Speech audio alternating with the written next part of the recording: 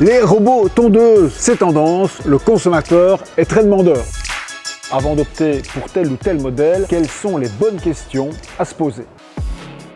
C'est surtout la superficie qui va déterminer premièrement le choix d'un robot. Le robot a quand même des exigences pour fonctionner, donc au niveau des pentes, au niveau des bandes étroites éventuellement dans le jardin, parfois les exigences du consommateur, connexion avec le smartphone ou pas.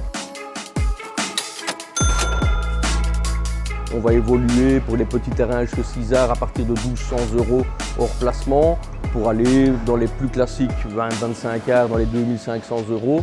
Et on pourra, en fonction des superficies ou des structures de sol, aller jusqu'à des robots de 5000 €.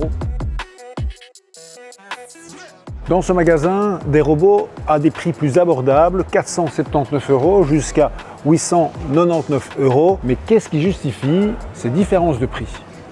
Si vous êtes sur un modèle de base, il n'y a pas de connectivité. Alors que si vous montez en gamme, là vous allez pouvoir arriver à une connectivité de type Google Home, pouvant donc dire au niveau du client, Google, lance-moi la tonte. Donc quand vous êtes sur un petit modèle, le temps de travail est court, la machine a besoin régulièrement de revenir à sa base pour se recharger. Quand vous êtes sur des plus gros modèles, là vous avez des temps de travail beaucoup plus conséquents avec moins de temps de recharge. Avant de mettre le robot tondeuse en route, il y a un peu de travail de préparation.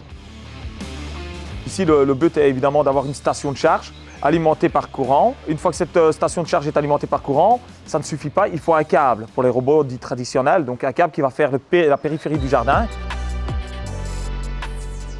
Et puis faire une petite programmation au niveau du robot. Comme tout engin roulant, l'entretien annuel est conseillé. Coût moyen de cet entretien, 119 €. Une fois par an, une bonne vérification est importante aussi. Donc c'est un démontage complet du robot pour une vérification électrique et mécanique.